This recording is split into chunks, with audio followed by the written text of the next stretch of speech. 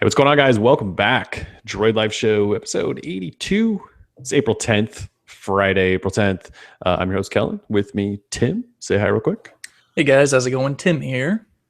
So thanks for joining us. We have, there's not a lot of topics to talk about, but there's two really big ones. So Tim and I each published our reviews that we've sort of been gearing up towards for the last week. Mine of the Galaxy S6, Tim's of the Galaxy S6 Edge. So I think mine went up Wednesday and yours went up just like moments ago. So it's still hot off the presses. And we kind of want to just talk about, final thoughts there. Obviously, today is Galaxy S6 and Edge launch day.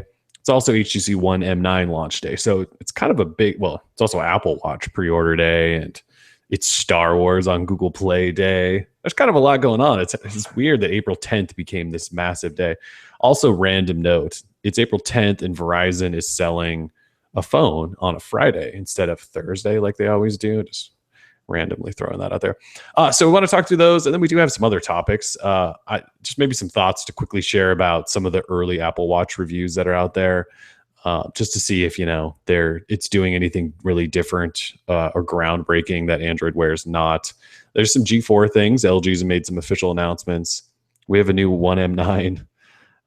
So let's just dive in this Galaxy S6 review. So I posted mine on Wednesday, and we talked about our initial impressions last week quite a bit, but basically, it comes down to this. This is probably the best Android phone ever made.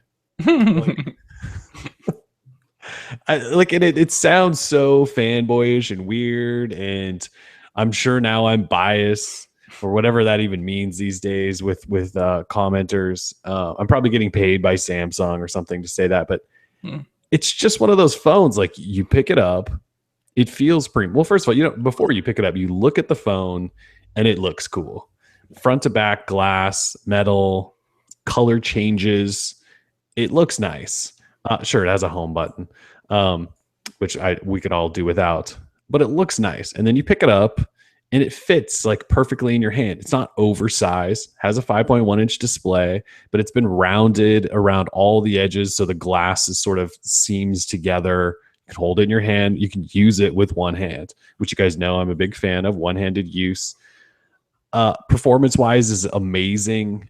The camera is like out of this world good. Like the iPhone 6 is the only other camera that even comes close to this thing, in my opinion. It's so good and fast. It focuses fast, shutter speed's fast. It's good in low light. It's good in any light. It's good in macros. TouchWiz is TouchWiz, but I can cover that up with things, right? I can use a third-party launcher. I can use other apps. I don't have to use their crappy calendar app and their messaging app and all that stuff. I don't use any of that stuff anyway. So TouchWiz is what it is. All I care about now is that TouchWiz is no longer slow and doesn't hamper performance on the phone. The only real issue, okay, so you mentioned this in your review, which we'll get to in a second, but so there's no SD card slot. There's no removable battery. It's not waterproof. And I'm with you in what you said. Like, that stuff doesn't matter to me. And also, like you said, Apple sells bajillions of phones, and none of their phones have any of that stuff and never have. So it's not, I think there's a pretty small population. And granted, there was a lot of them on Android because they had the choice, but that really, really need that stuff. I for one, am like you. I don't necessarily need that stuff. The only other thing then, and this scared the hell out of everyone, I think, is my battery life numbers. And so everyone else that reviewed the phone before us basically said like battery life it's average. No one said it's great. So my numbers, they scare everyone. And I feel like they scare everyone every time I post them, because I'm one of those guys that gets about 2 hours of screen on time per day. And with this phone, I'm getting 11 to 13 hours of use.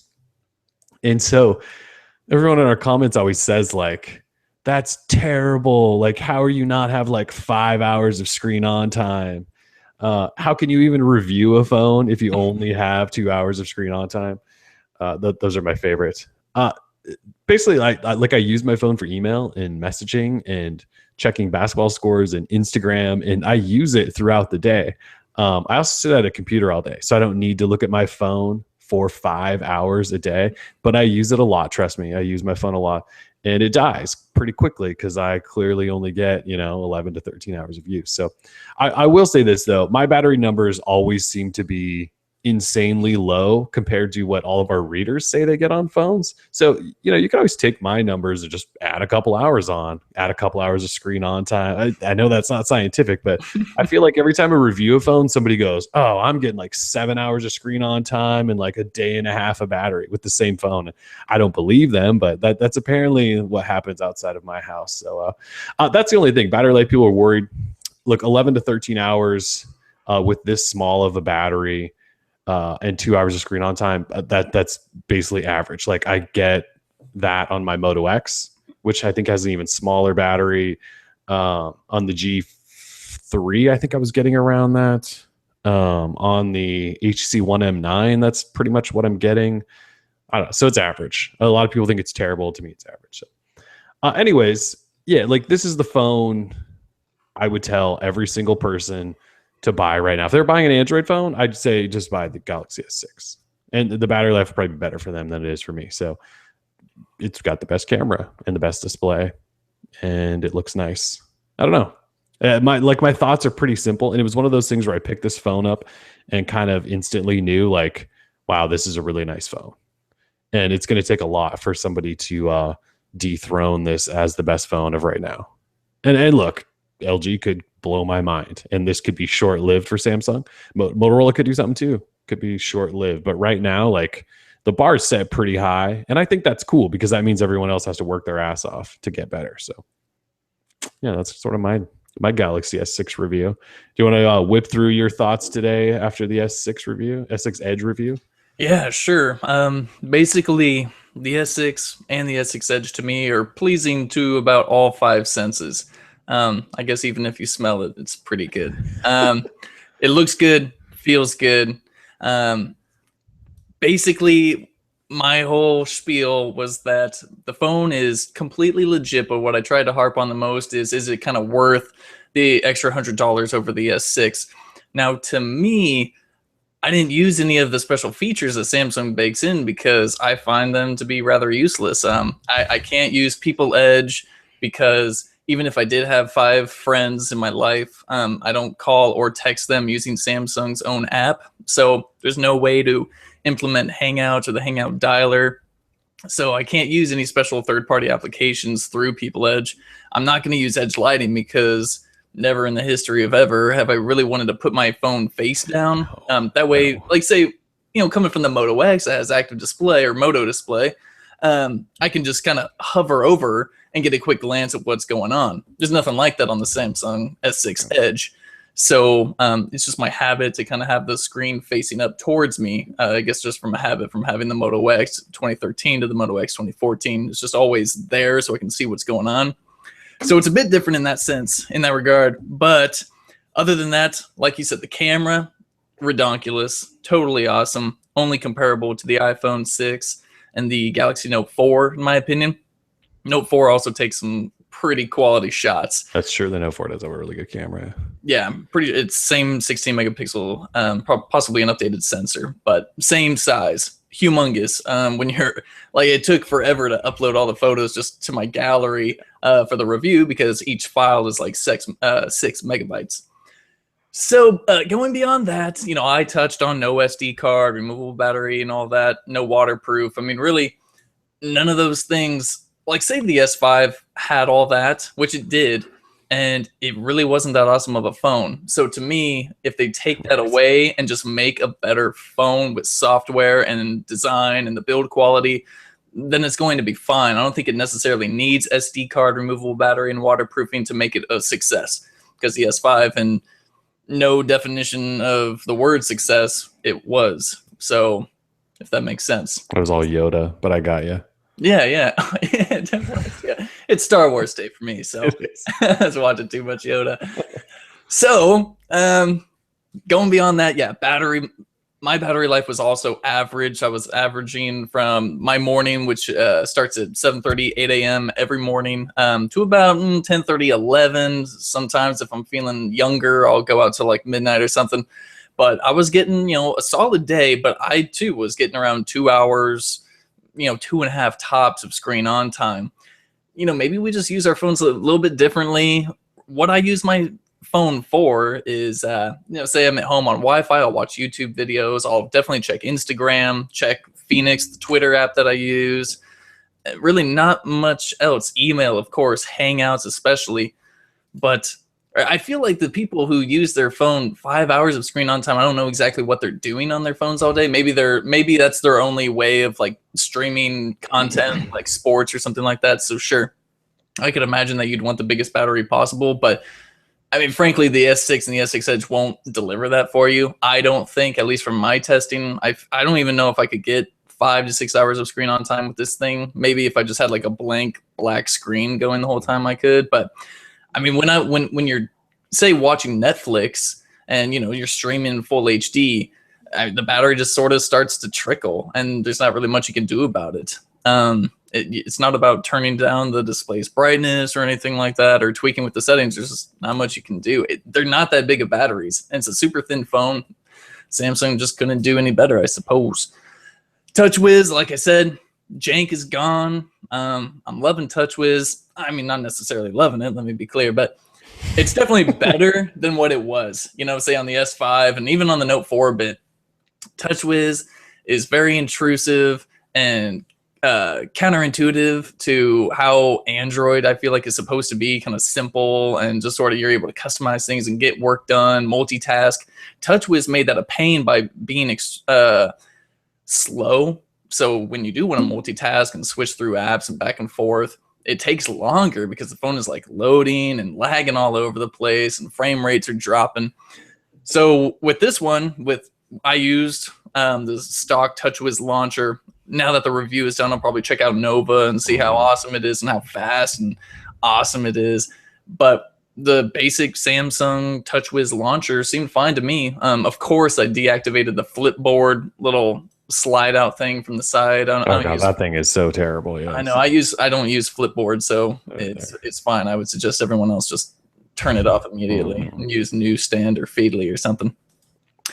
Other than that, I talked about the S6 Edge features, the benefits or lack thereof. Talked about pricing, and pretty much that was it. Performance, camera was good. Display is legit. So, I mean, the only thing really different about the phone is that the display kind of,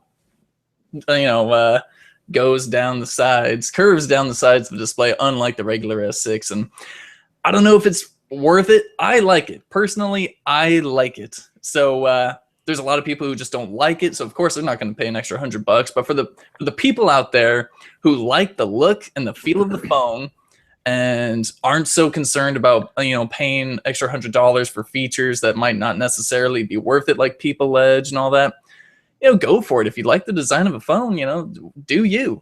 And that's fine. Don't let anyone stop you. Both phones are fantastic. I think we've had a great time reviewing them, and we're going to keep using them until something better comes out, which may be a while. 'Cause, I mean, who knows about the G4? We're seeing varying stuff going on. So we'll see. That's the S6 Edge for me. That's hard to say sometimes. S6 Edge. S6. Yeah, it is. Just S6 in general. S6. S6. Yeah, it's like. Yeah. So yeah, that's it for me. So the Edge. So you like it? I still don't know. I have one here. I haven't spent like any time with it whatsoever. No. Because now I'm back on the M9 because I need to get that review out there for those interested. So after the M9 review, then I'm going to try to spend like some quality time with this. But I think we kind of talked about this last week. There isn't a lot of software features for it. And so, well, unless, you use the stock texting app and the stock email app, which I don't think anyone does. Okay, normal people probably do, just not tech people that read Droid Life. So it comes down to, do you think it looks cool? And do you not mind holding it in your hand? Like, instead of it being based on features, you just have to go, do I want a phone that just looks a little bit different and looks pretty cool? And that's what's still tempting me about it is like, I kind of do want a phone that just looks kind of cool. Like when I pull it out, when I'm when I'm somewhere and I pull the phone out of my pocket, like do I want there to be an opportunity for someone to be like, whoa, that phone's different and cool? Maybe. And it certainly is. Like I have them sitting right next to each other, and it does just look cool. Like the regular S6 kind of just looks like a normal phone, just like a really premium version. The S6 clearly looks like it's something different you've never seen before. So, maybe they'll build on the software side of it and make it more functional. I just want them to add in to all that People Edge stuff. Add in like other apps, like Hangouts and Gmail for one. Like that would help. That would make it instantly more valuable. Or just allow you to add other apps to it. I can't imagine that it's wait. So what happens if you slide out and hit the text button? Does it just open the text app, or is it like a pop-up? Does it just open an app? Is that all it's doing, is launching an app? Yeah, all it does is just open up the text number in the stock app. Okay.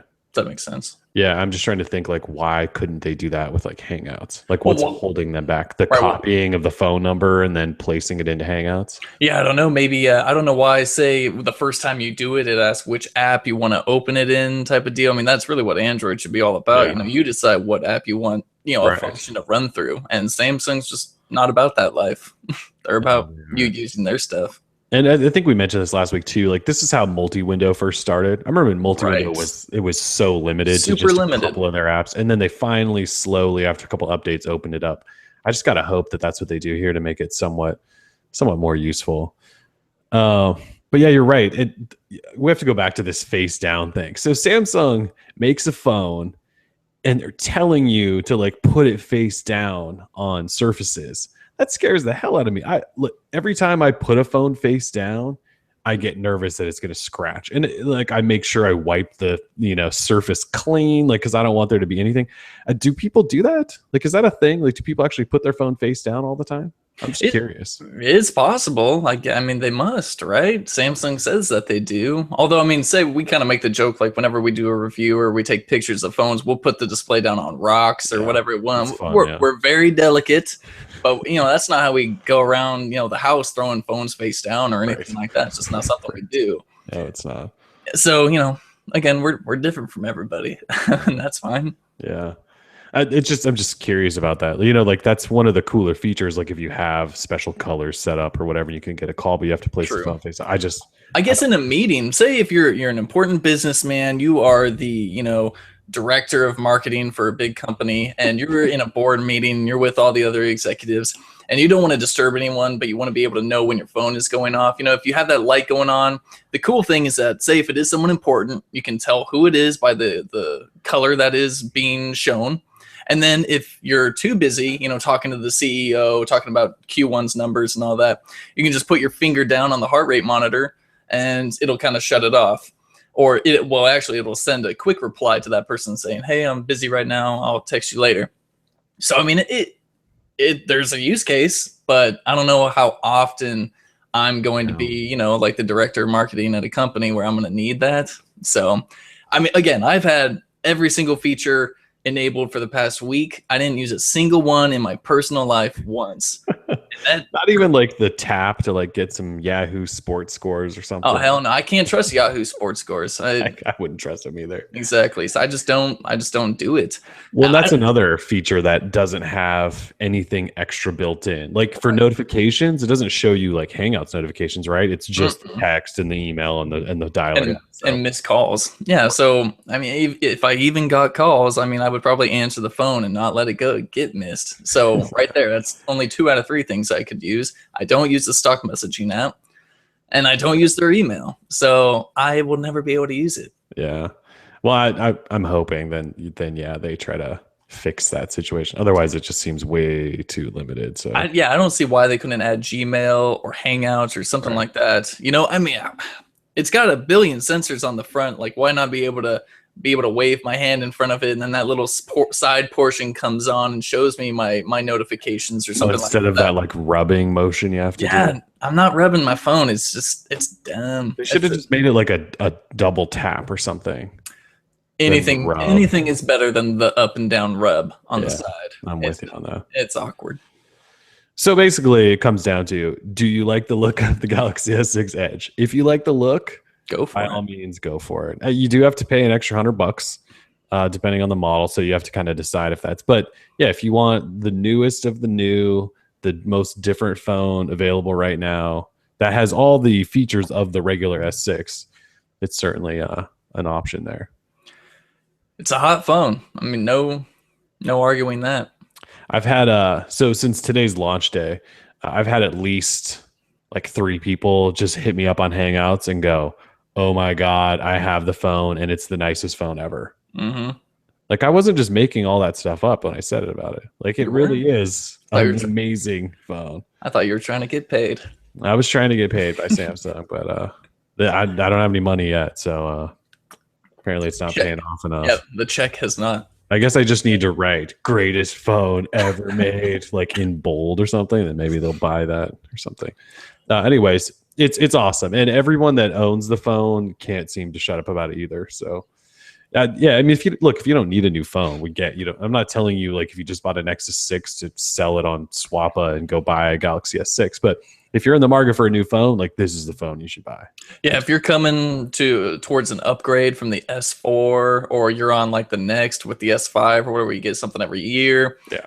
Definitely make the switch. Definitely worth it in every sense of the word, I think, regardless if you get the S6 or S6 Edge. I would think so too. Let's see. So, we'll just touch on this quickly. So there was like a fake Bendgate situation for the Galaxy S6 Edge. So Benghazi? yeah, Benghazi. So that happened because Samsung stood on stage at their unveiling of the phone and was like, "It doesn't bend" or something like that. So of course, it's Square Trade, right? They're the insurance peddler, I believe. So Square Trade created the Bend bot after iPhone 6's Bendgate, and they put the Galaxy S6 Edge under pressure, and it cracked under an enormous amount of pressure that like your hands can't recreate. And so yes, it cracked and it bent, but everyone took the headlines and they created this fake Bendgate. It was all a load of crap. Anyway, Samsung was dumb enough to like respond to it, and then not only were they dumb enough to respond to it, they then like told Square Trade like, you need to redo your tests and publish the public whatever findings. And it's like, no, you don't want them to give them more headlines. Like, yes, this is what Square Trade wants, to sell more insurance policies. It was stupid. The bottom line is, yes, anything is going to bend if you put enough pressure on it with a robotic bend bot. Like, Jesus, stupidest thing I've ever seen. But if you have the phone, it's not going to bend if you sit on it or use your hands to try to bend it. You probably can't do it. So, anyways, let's see. Any final words about S6 or S6 Edge? Final words. I guess I'm really looking forward to the Note 5. That phone's probably going to be, it's going to be large, but I mean, it's totally going to be badass. I mean, I know it doesn't have anything to do with the S6, but these phones sort of, they pave the way for what to expect with the Note 4, and I have high hopes. Although, I'm assuming Note 5 will have non-removable battery. I hope it sticks with an SD card. I mean, the Note series needs an SD card. I mean, we'll see, but trust me, the internet will just light up in fire if the Note 5 does not have SD card. Does Samsung go Note 5 and Note 5 Edge? They probably have to, right? I think they'd have to, unless the Note Edge, unless the Note Edge just really didn't sell all that well, and they're like, we can just sort of axe that one. I don't see them doing that, but it's possible. How expensive? Well, I guess how much is the Note Edge right now? Is it like 400 on contract? It must be, right? Because the Note's $299, I think. I haven't even looked. I'm gonna look right now, though. You can keep talking, and I'll look. Yeah. That's actually a good point, though. This sort of paves the way for the Note. So is the Note? I mean, is this what we're gonna get with the Note? Just a giant version with like the double glass panels, and that's what I expect. Or are they gonna give us like leather or something? They got to go double glass, right? They've got to go double glass. Oh, geez. Yeah, this phone is $400 on a 2-year contract, $800 full price, and that's 32 gig only. Wow. So, but it has the SD card and all that. Sure, it's got an SD card and whatnot. But that's not worth $400. Crazy. Yeah, that's going to be fun to watch as the Note leaks start coming. Actually, didn't Sam Mobile just have some sort of Note 5 leak. I swear they did. Was it yesterday, possibly, or I think something? it was yesterday afternoon, and we were just too busy to get to it. But it was like 4K display. Where was that? Oh, here. No, that's something else. I think you're thinking of something else. I don't think so. I saw it somewhere. And Samuel was the only one that ever reports on all this random Samsung stuff. I saw something yesterday about like Super AMOLED 4K display or something like that. It sounded ridiculous, and I was like, well, you know, duh. I mean, it makes sense that they're going to upgrade. I mean, crazily. The Note 4 features like Ultra UHD. HD. Ultra HD, that's what it is. Which is like 4K. Well, I think it's the same thing. Like the words that they call it is always changing depending whether we're talking about smartphones or TVs and monitors.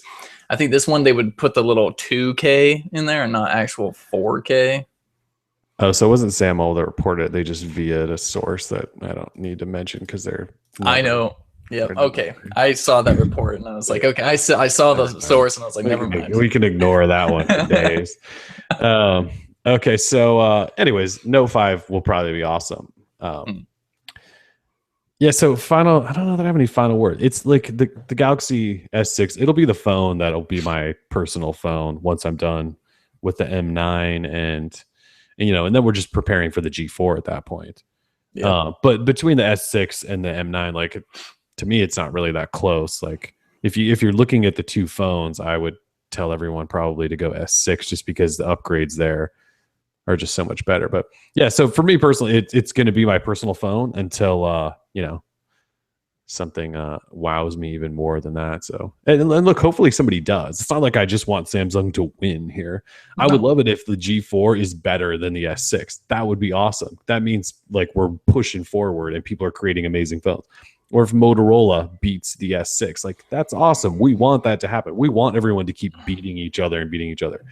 I don't know though. It's gonna be tough to do. Unfortunately, I can pretty much guarantee you that the G4 will not beat the S6. I mean, even looking at the short, like 2-minute little teaser video they did, and that one screenshot of the homepage of the new UX that they're using, that is so ugly. And so should we transition over to G4 then? Because there's some new stuff. Let's do it. Okay. Sure.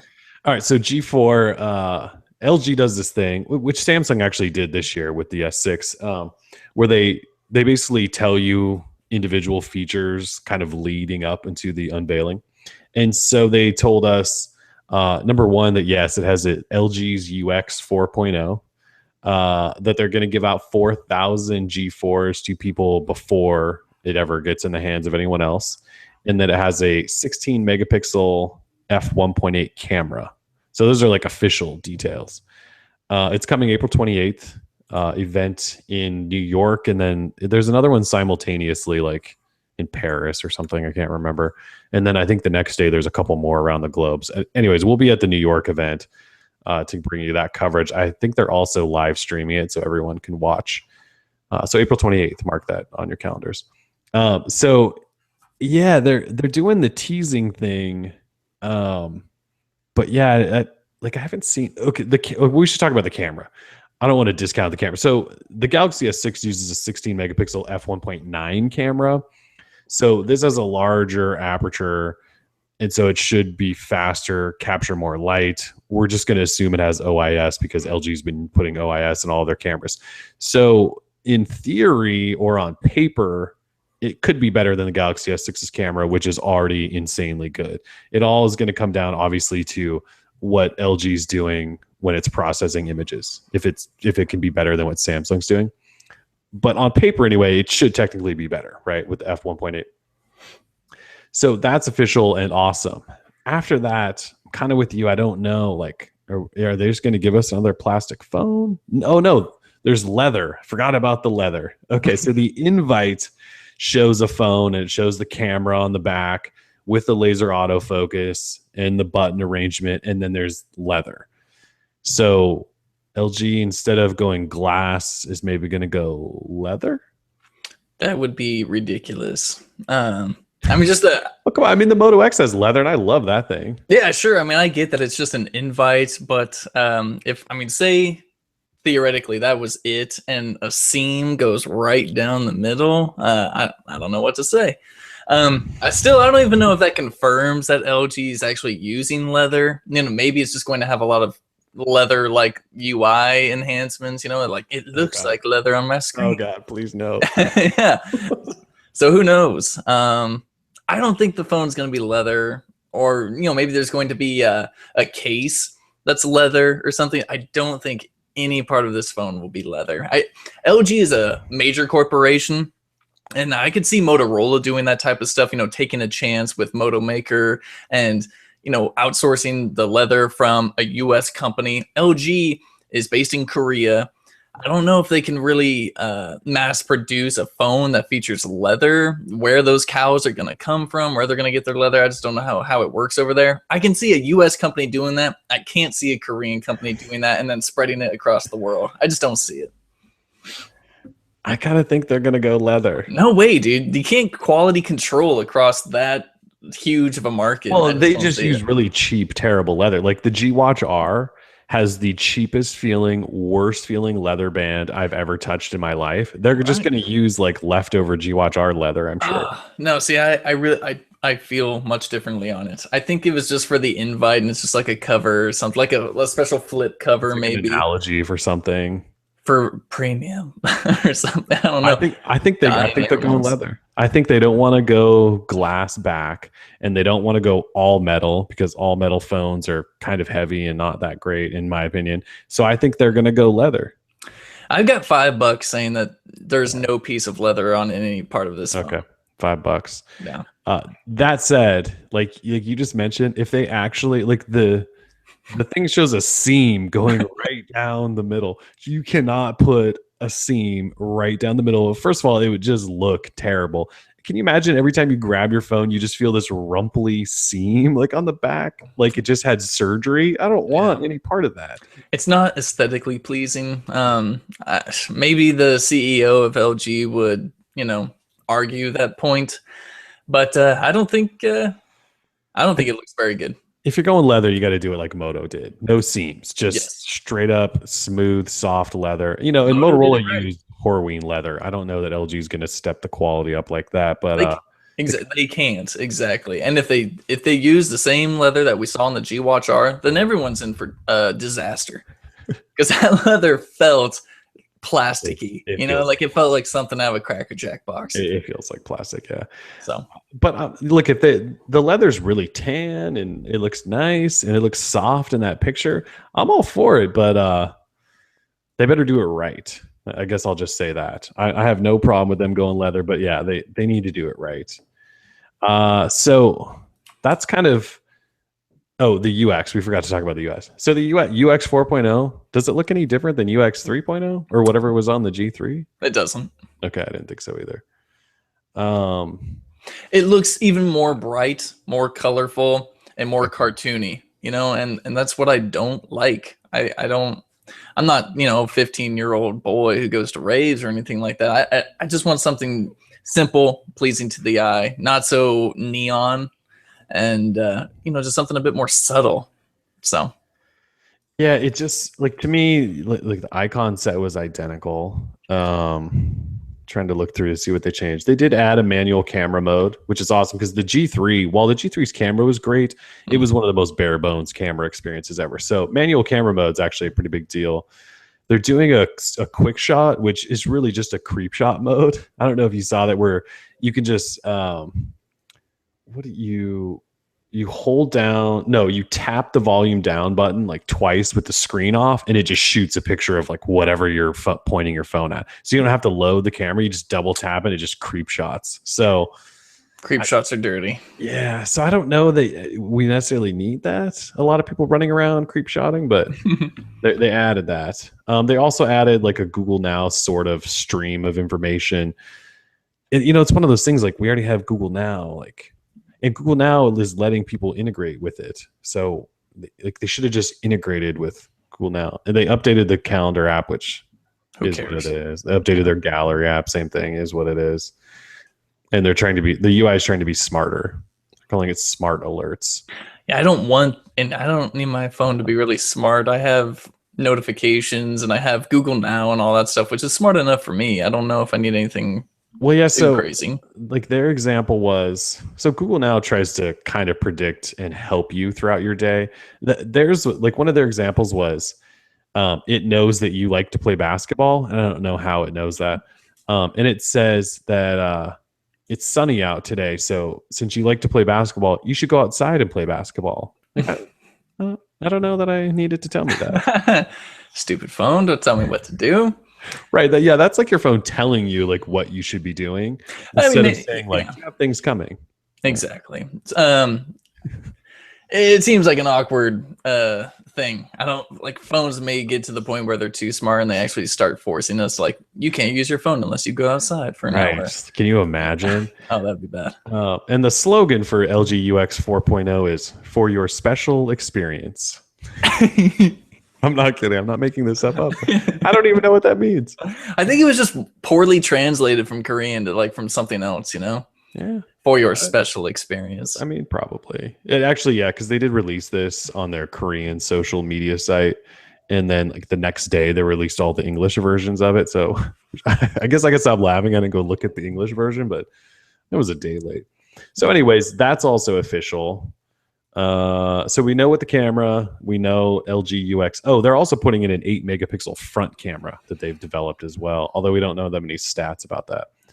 Totally necessary. Yeah. So, and then the leather thing, April 28th. And then there's pretty recent reports, actually a benchmark surfaced today that at GFX Bench that everyone believes is the G4, and it shows a Snapdragon 808 processor.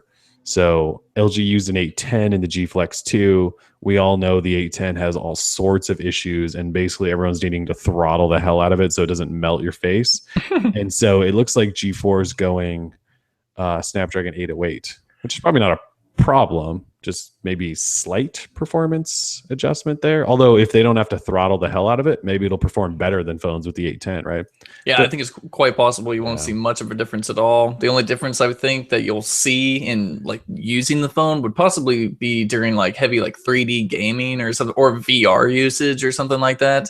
Yeah, all the Snapdragon 810 uses the Adreno 420 GPU. The 808 uses a 418. Actually, it's even worse than that. So the 805, it has the 420. The Snapdragon 810 uses a 430. Oh, and then the 808 actually uses a lesser GPU than the 805, which is odd. It uses the 418. Oh, 418. So what is different? This isn't really telling me what's different. So it uses a slightly lesser GPU than what's in this Snapdragon 805, which is kind of odd. So I guess we'll see. I doubt you're going to notice much of a difference. Yeah, I don't think you're going to notice too much of a difference. On paper, you will, and people's going to be like, what the hell? This thing's cheaper than the G Flex 2. But don't worry, that phone wasn't all that good, so I'm sure it'll be fine. I think another thing I saw with the UX 4.0 was that the home buttons, like the lollipop buttons they use, why do they look so massive? Oh, they look like that on all their phones. On the G Flex 2, they basically, it looks like they're magnified. Yeah, they're huge and look really weird. They looked really stupid, at least in my opinion. Yeah, so they were like that on the G Flex 2. And I kind of got used to it, but it looked like everything was just blown up. I don't know. Yeah. That's just LG's thing, I think. Well, it makes it look like the resolution is super low or something. Yeah, I think it does that on the G3 too. When you get Lollipop, the button's just like all blown up. It's just LG's thing. So yeah, that's kind of what we're looking at G4. We don't really know what it's going to look like. Well, we can assume it's going to look sort of like the G3 and the G Flex, that kind of silhouette. We don't think it's going to be a round display, a curved display. They already announced the display, I think a week ago. We talked about it. It's a 5.5-inch Quad HD LCD. It's not curved, as far as we know. They didn't mention that. So not a curved phone. I'd imagine it's going to be about the same size as the G3, which is fine. The G3 was actually a pretty good phone to hold in hand because it had like zero bezel, which is awesome. So we'll see. Yeah, like because LG tends to kind of follow whatever Samsung's doing.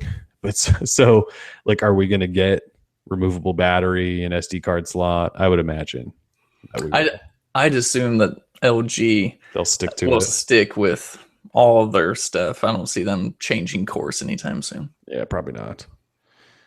It's gonna be it's gonna be fun to see what LG does because last year they had a hell of a year last year with the G3. So Hell of a year. I mean, at first it was like totally awesome. You're like, wow, laser autofocus, all this cool stuff, and mhm. yeah, but then LG's UI started getting laggy, Yeah, and you find out that Samsung has a QHD that kicks LG's QHD screen's ass, and you're like, man, like LG, I guess this phone isn't as awesome as it was. Like when it first came out, I was like, oh, phone of the year right here, and then Note 4 came out and all that stuff. It was man, yeah, poor G3 got totally overshadowed, and then OnePlus 1 and all that. So it had a lot to compete with, even if it had a it sweet did. design with minimal bezel and QHD.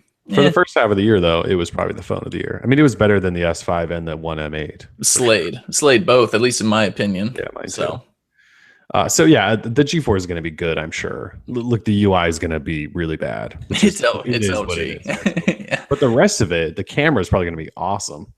It's kind of a bummer. Like LG is the new Samsung, like in terms of the UI and stuff. Now instead of hating we on hate them. TouchWiz, I'll hate their LG UX, whatever they're calling it. I didn't even know that was the name. It was like Nature UI, I thought, and then they changed it. That was Samsung. Oh god. Yeah, I think with the Well. S4 they called it Nature UI, and everyone went, "No, you didn't just call it. You didn't call it that." So yeah, G4, April 28th, New York. Tim will be there to see what happens there. It should be fun. Oh, it's gonna be a blast. If anyone's in New York, feel free to hit me up. I'll get a burger with you. Tim will eat lots of burgers with you. Let's see. So HTC back in the news this week outside of the One M9 because they announced the One M9 Plus for China. I am firmly under the opinion that this should have been the One M9, not just like some random Chinese device. Total slap in the face to any early adopter of the M9. Well, and it's apparently not going anywhere else. HTC is releasing statements to the sites that they actually talk to, which is not us. Nobody. And they said that there's no plans for it to go to like North America or Europe. So it's a China only phone. But it's got a 2K display. It's got the 20 megapixel camera on the back, also with the duo camera. So it didn't ditch that setup. It's got and the display's 5.2 inch. So we were under the impression this is going to be like a mega phone, like a Note style phone. It's not. It's 5.2 inch quad HD display. Snapdragon 810 again. Oh no, they ditched the 810. That's right, for a MediaTek processor, which is what it is. I think MediaTek's going to take over the world pretty soon. I think actually, Definitely. it's got Sense 7. It's got the Ultra Pixel on the front. It's all metal. 2 cameras, rounded on the back. Yeah. Oh yeah, and a round camera on the back, which is the way the M9 should be. I don't think it has that really silly. I'm trying to find some of the pictures. I don't think it has that really silly ridge around the edges that HTC put on the One M9. Doesn't appear to. Yeah, I don't think it has that, which is awesome because I hate that. It does still have the buttons on the side, but right. I mean, it looks more like an M8 just with the added fingerprint or the home button fingerprint sensor, whatever it is they're going to be calling that. Yeah. So then they added ridiculous. the fingerprint sensor, which I would imagine is just the same exact one that's in the Galaxy S6, except it's not a button; it's just a sensor. I mean, it looks identical. It looks terrible, but it's there. It looks like the designers were kind of fighting over what to do with that area. Like, well, yeah, but we have to have boom sound there. And they're like, screw it. We'll just put it right in the middle. Like, In the middle. It's not very. It's they not should have just pleasing. added like a white HTC bar and just put the like fingerprint in there. Just added another layer. I mean, just stretch the phone out. Just put bars all over it. Yep. I mean, they love that black HTC bar so much. Might as well add another one with a fingerprint sensor. Yeah, it's pretty atrocious. Yeah. But this should have been the One M9. Like this actually, it kept the duo sensor thing. Yeah, it's kind of gimmicky, but it was like HTC's gimmick. They could have kept that and actually put a real camera in it. And then they've got a real fingerprint sensor, which is a big deal. And it's got a quad HD display, which is what modern phones have. And yeah, like this should have been the One M9, and instead it's not. It's going to China. I don't know what HTC is really doing these days. I don't know either. They also had the M9 Plus, not the Plus, the E9. Yeah, the E9. Mhm. This is a lot. They're doing a lot of weird stuff, I think. No, Yeah. maybe not weird to them. I just find it weird. So I just feel like all HTC is doing anymore is focusing on all the other stuff, because they created all these other departments for like home and optics and then fitness. And so they're like, we're going to do all this other stuff and try to make money. We don't really have time for phones anymore. That's just kind of that's kind of the impression I get. yeah. Like, we'll make phones because we're a phone company, but we're not really a phone company anymore. We're like a consumer electronics company, and we're just going to make all this other stuff. Anyways, that happened. Yeah. So we don't have to spend too much time on this, but Apple Watch first reviews are out because today is Apple Watch pre-order day, which I pre-ordered because we have to know the competition. It's like the reason I have this iPhone 6 here. Oh, you blew it. Everyone asked me, they were like, "Oh, is Droid Life gonna review the Apple Watch?" And I was like, "Oh, hell no!" Like Kellen ain't buying. I was like, "Kellen ain't buying one." We have to.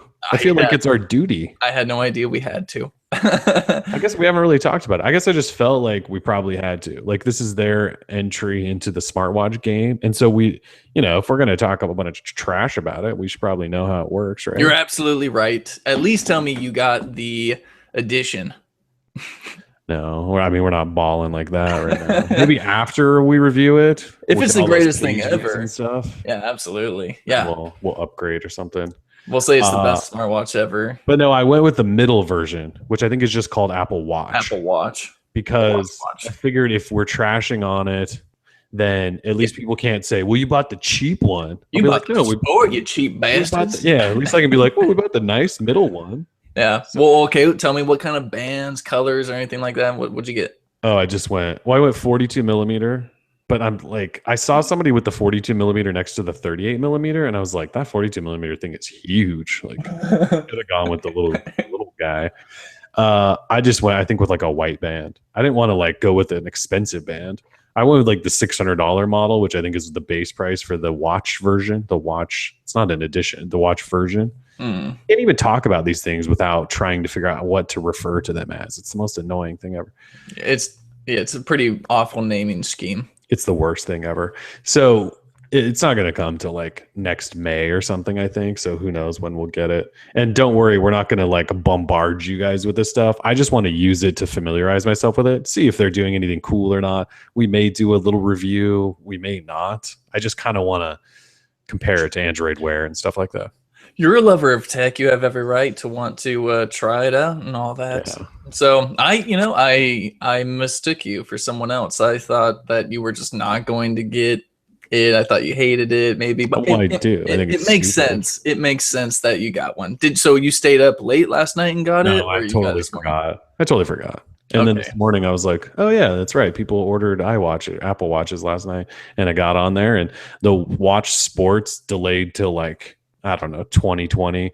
And then the edition one, obviously I'm not spending that kind of money on it. You're not Katy Perry. Yeah. And then the middle one was like middle of May, which is really only a few weeks away. So I don't think it's really delayed, the regular one. Like, everyone bought the cheap one because it's not even cheap, but it's the least expensive one. Yeah, because they're cheap.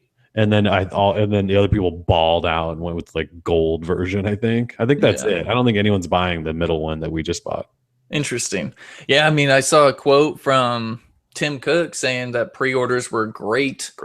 Yeah. And I feel like that's a good thing. Well, not a good thing for them. I think that shows that it's possibly not doing very well, because imagine if they were like breaking records or something like that, he'd be saying something much different than just great. Well, I would agree that great doesn't sound all that great, but at the same time, get ready for it. Because first of all, there's no records to be broken other than Android ones, right? Because they haven't said it, because this is their first one. So they're going to come out and say that they 10,000 times broke the record for Android or whatever. We sold more Android Wear in an hour, or more smartwatches than Android Wear did in a year. We did it in 10 minutes. Like, you're going to hear it all. It's going to be annoying. But if Apple only sells like 1 million, like, that doesn't seem like a good thing for Apple. Right. I think hardcore Apple fans should already know this, but Apple has a tendency to kind of They lead with one foot. They say take the 5 for example. The iPhone 5 was totally awesome, but then it's always about the iPhone 5S. Mhm. So I think a lot of people that are familiar with Apple will know that it's possibly better and a smarter decision to wait for the second gen of the Apple Watch. That way they can work through a lot of the hiccups that they find with the first Apple Watch. Of course, early adopters could care less about hiccups and glitches and whatever. Right. But I think if you were going to get a watch like this and spend that much money, it would be wiser to wait for the second gen, regardless of whether you like iOS or Android or whatever.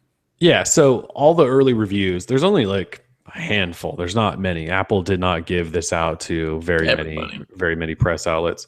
But most of the people said this thing is super beautiful, which I'd argue it's not that great looking, but it's really beautiful and it feels nice. And I like wearing it and all this stuff. But then almost everyone said it's kind of overwhelming to use because there's so many settings and there's like 2 companion apps and like all of your notifications are turned on by default and you have to like customize. It's like totally un-Apple, right? Because Apple usually just gives you stuff and it's like, it just works. Yeah. This thing is like, you have to spend time with it in order to get it working so that it's not annoying the hell out of you, I think, all day, which is really interesting. It's the complete opposite approach of kind of what Google's doing. Well, I guess with Google, you do kind of have to turn off some notifications too. But so everyone said that. And then almost everyone that reviewed it also said like I'm a tech person, so I'm probably going to get this because I have to, but most people probably shouldn't buy this because there's really no need for it in your life yet. Like Apple, we talked about a lot, especially with Ron, like how smartwatches, no one's told us yet why we really need this in our life. And no one's created like the reason why you need this. And everyone said, Apple they haven't done that either. Like they haven't figured out why you need this in your life other than you have money to spend and you're an Apple fanboy. And, like those are the reasons, we understood from the beginning people were going to buy it. And so, yeah, Apple hasn't proven why like you need this. And so, like you just said, it makes sense for people to wait. Like this is not one of those products you just go, like with Android Wear, you can get into Android Wear for cheap. Like the Moto 360 today dropped to $180. Like you can go buy it for relatively cheap and get into a smartwatch and test it out. And you're not breaking the bank. The Apple Watch, you can't do that. Like it starts at $350 and then jumps crazily up to like $500-$600. I think I just spent $600 on this stupid thing today or something. So it's not like, oh, I'm just going to dabble in the first watch. Like you have to invest in this thing. And so, yeah, you should wait for the second one. Like this is not something like your average casual tech guy should go buy. Number one, it's confusing. And number two, it's expensive. And number three, like you just said, the better version, which might actually be worth it, is going to be out in like a year. Yeah, it doesn't even have GPS. So even for people who want to use it for racing and a marathon or something like that, it has to be synced to your iPhone. So, yep. And the battery life apparently is under a day. It's exactly. worse than Android Wear by a mile. Yeah, so by the time you set it all up, turn off all those notifications, the thing's dead, and you're screwed. Pretty much. And you got to buy a special little dongle to charge it, I'm sure, which probably costs $200. It comes with, the little slap charger thing where you can just like whack it on a little charger. But yeah, it for being Apple, let me just say, for being Apple, they could have done so much better. Like I think of Apple. You expect more, yeah. Of course, I expect quality hardware. For one, I thought they were going to have a circular display. I mean, I would have put money on that. Just knowing Apple, they would have said a classic timepiece, and that Johnny Ive voice and stuff. I thought for sure it'd be round. I never thought they'd bring out the calculator style. Yeah, totally. It's so un-Apple. It's funny. So I would agree. It's super un-Apple. Next year they'll have a really cool looking round one, I bet. Oh, I guarantee. Yeah. Yeah, absolutely. And it's going to be $200 extra if you want that sweet, because they're going to have to invent the technology that allows it to be circular. Right. So just wait for the patents to be filed and everything will go through. Johnny Ive's going to be a freaking billionaire by the time he's dead. Yeah, Apple seems to make all of their money by creating a product that you need the second version of. Right. So like they sell you the first one because you think you need it because it's the first and it's Apple, knowing inside that the second one's already in the pipeline, it's going to be better and that you're going to spend more money to upgrade. Like it's this brilliant cycle they have everyone on, and it's just infuriating to watch. Yeah, from the outside, not being like a hardcore Apple consumer, it seems clear to me that Apple spends much more money on marketing than they do design anymore. I mean, we see what it is I'll with tell the Johnny that. yeah, exactly. Well, we have the MacBook. It's got a mobile processor. They're charging over $1,000 for it. And the thing is, like, it's just a netbook. It's really Yeah, ridiculous. If you haven't seen the video of that guy giving the interview, the Apple engineer giving the it's interview, funny. I mean, that's really what this is. Yeah. So, and this This is is one of the funniest videos of the year, easily by absolutely far. a single port, like for power and peripherals. Like, give me a break. So it's really, I think they're all just laughing. I don't want to say Yeah, that Apple's just laughing at the people who buy their stuff, but I could see it. Why not? yeah, It just seems like their marketing team they all need to just be millionaires because they are so smart with making people think that their products are by far superior to anything else on the market when it's yeah. not necessarily true. No. I mean, so you got the Chromebook Pixel. That thing at least has 2 USB-C Type-C ports. Yeah. MacBook costs more than $1,000. It doesn't even have a touch screen, and it's like, starts at $1,300 or something. The Pixel also doesn't use a mobile processor, I don't think. Exactly. So Yeah. it is what it is. Yeah, so there was two Apple product reviews this week, the Apple Watch, yeah, and then that new MacBook. It was just you watch all the reviews come out, and all of them were critical of both products. And then at the end they were like, but I kind of want one, and this is probably the future, so it has a lot of potential. Maybe you should buy it. Maybe I want to buy it, but it's just like, come on, you can trash on an Apple product. Apple will probably still give you another review unit. It's just gross. Anyways, the Moto 360 scored higher in overall, like 1 out of 10 on one site, and the Apple Watch scored less than the Moto 360. Yet somehow the Apple Watch is better than the Moto 360. It's just the best. It was at the Verge. It's kind of been all over. Yeah. So the Verge, yeah, they rated the Moto 360 like an 8.4, and the Apple Watch a 7, and they were like, but it's the best smartwatch. And look, to be fair to them, the Moto 360 was done like months ago, and so things have obviously changed, and so they were rating it for that time period, the Moto 360. Sure. And things do change, and so like I get how those numbers can be different, but yeah, it's when you watch some of these select sites that get this stuff early, they're getting the stuff early. It's from Apple, and, it is what it is. Yeah, you're feeling special, so you want to talk up Apple a little bit, keep getting that money, feeling good. Just gotta talk them up a little bit. Even if it's not exactly what you think it should be, I just, chills. Not the Verge, but Like it's a difficult position. Ron and I were talking about this earlier. Like if you're on Apple's list of sites that gets to review Apple stuff early, like you have to be kind of careful. Absolutely. Because they will cut you off in a hurry. If they know that you're going to be pretty damn negative about their stuff, they're just not going to let you have their stuff. They've been like that for years.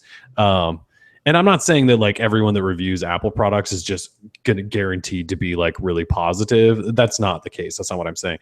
But like you probably have to be somewhat careful. I don't remember the last time I saw an Apple product get reviewed and just somebody trash it. And maybe that's because, they're all good and everyone thinks they're good, but it's a fine line. And blame Apple for that, by the way. Don't blame the media for that. Okay. What else do you want to talk about? What else is out there? Star Wars. Star Wars now available digitally. Google Play, Amazon, iTunes. Good stuff there. $90, right? If you want the whole collection, 1 through 6. Or you can buy them individually for $20 a piece. There's new bonus footage and stuff if you're into watching. Do you ever watch bonus footage? No. I don't know. I mean, who has that kind of time? I don't know. Like I contemplated buying it, but then we have a chat that all of the DL people talk to and one another. I was like, I already have VHS, DVD, Blu-ray. Do I really need the digital? And does it really like offer anything for $90? I'll probably have to pick up the episode 4 through 6 just because. But I don't need 1 through 3 or any type of special features that those could possibly come with. Character breakdowns of each Obi-Wan Kenobi and Qui-Gon Jinn. I just feel like I have to get them because, like, what if traveling to, well, I mean, we're going to apparently have to travel the globe now because companies won't do U.S. press satellite events. So what if we're like going to Germany for some event and I need to watch Star Wars? Then I can have it. I don't have to like pirate it. And if it's on VHS, I'm screwed. Yeah, you're definitely screwed if it's on VHS. I don't, my VHS tapes, I like that Star Wars better than these digitally enhanced Star Wars. Oh, yeah. Like there's a lot of different things like in the desert, the monsters coming up, skipping my mind the name of it right now, but like that thing isn't so digital and corny in the old VHS tapes. It's all like latex and badass. Yeah. And this one, it just looks like a cartoon thingy, like a Killer Tomatoes or the Nightmare, never mind. Anyway, I don't like the design. Everyone knows what you mean. The George Lucas screwed up really bad when he first of all, the episodes 1 through 3 are just, they are what they are, we all know. Right. But like when he went back and started adding digital crap to the original, that was when he crossed the line, and that's basically when everyone said, George Lucas, just go away, dude, just go away. It's rude. Go away. Well, he is gone now, so he is gone now. We appreciate you, George. We love you, but get the hell out. Stop touching our movies. Stop touching our classics and putting weird, like, animated creatures and things. Yeah, it's just not necessary. We didn't need the extra stuff. Yeah. Either way, we did give away the entire collection to one lucky reader the other day. We did, and he still hasn't responded, so we're probably going to give it away to somebody else. Yeah, Will J. If you hear this, please answer our email. So I think we've given him 24 hours, which is usually, maybe we'll give him another 24. We'll give him another 24, and then we'll. He's got 30 minutes. We'll give it to somebody else because not fair. People need their Star Wars. Exactly. Let's see. Oh, you want to talk about an app or a game? Yeah, I have one game recently came out. I believe it came out this morning. Yeah, I mean, when I saw it this morning on Google Play, it had like 10 downloads, but I've heard of the game before, so I was like, oh, this must be new. But the game is called Skullduggery with an exclamation point. I'm going to link it here in the chat just for all my fellow Android fanatics here. All right, it is linked. Skullduggery, I believe it was free to download. It does have in-app purchases, but in Skullduggery, you are a skull. And it's kind of like Angry Birds, and where you pull back on the skull to fling the skull, and you're trying to collect coins. And what I believe you are collecting taxes from deadbeats in the afterlife. So to me, it makes it sound like you're in hell or something, and you're collecting money or something. But from what I played, you're in classrooms just collecting coins and collecting pieces of art.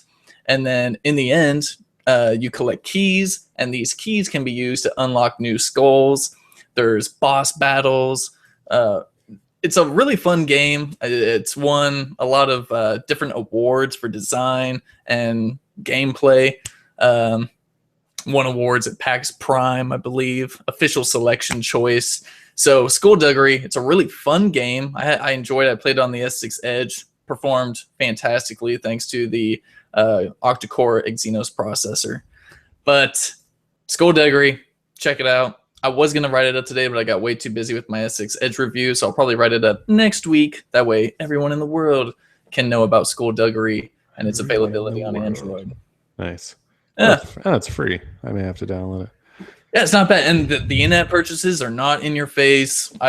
You don't need them to complete a level or anything like that, so don't be silly. I'll just install in the M9 right now. I need to see if I can melt my face with the M9, so don't worry, it shouldn't be too hard. Oh, speaking of the M9, we need to touch on this. So there's these stories yesterday floating around about M9 getting a magical camera update that fixes it and turns it into some great new camera. We need to talk about this because that's complete BS. So the international variant, that was what all the early reviews were based on.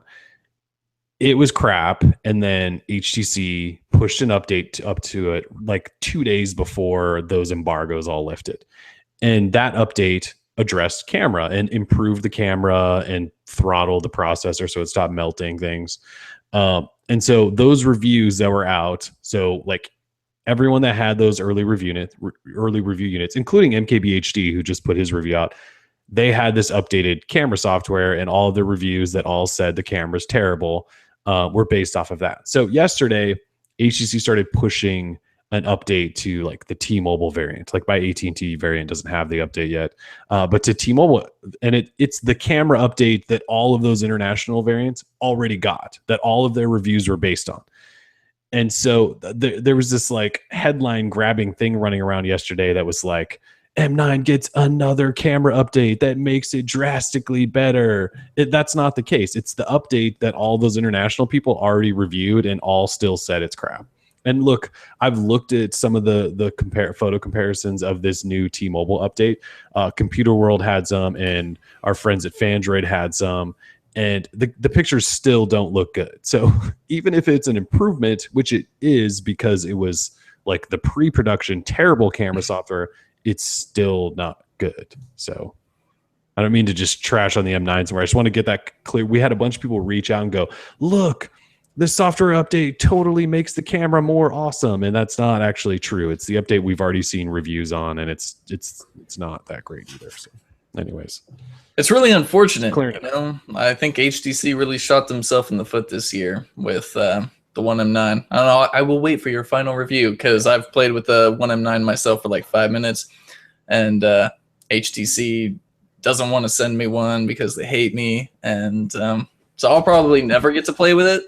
But it is what it is. It's look, I'm back on it because you have to. We need to get this review out for the people interested in it, but like you just compare it to the S6 and it just doesn't really compare. There's a bunch of little things in it too that are reminding me of why I wasn't a huge fan of the M8, which I'll touch on in the review. But you know, it's a phone for some people. I just don't think it's a phone for a lot of people, unfortunately, for HTC. So we'll get there. One day. Right. Anything else you want to talk about?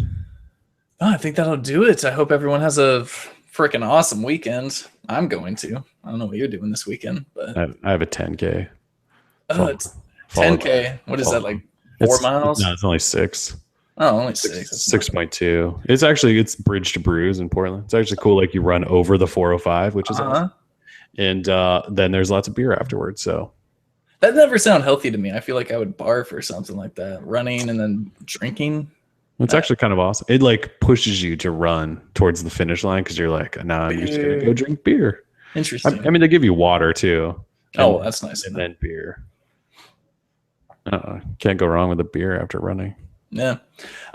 Someone's asking in the chat, any job updates? Yeah, we have officially reached our, we have 13 candidates, finalists that we're looking at. Mm-hmm. And in time, over the next week, we'll be reaching out to the people who we decide on. So no names for you yet, but we are working on it. But we're doing it very diligently because we want to make sure that we have we get the best people in with us, and we also had Samsung phone reviews to do, so we're kind of busy people. So we're busy. Exactly. We can't double as HR and PR and writers.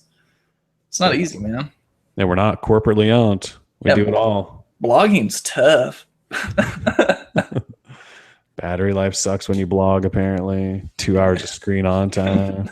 I think it's your house, dude. Your house has really poor reception, I guess. It must be. The only thing is battery life on every single carrier sucks. So I just must have the worst location ever. And I know you can't look at bars, but T-Mobile service here, it says I have full coverage. AT&T's pretty much the same. Verizon, it says I have 2 bars. I know I have terrible Verizon coverage.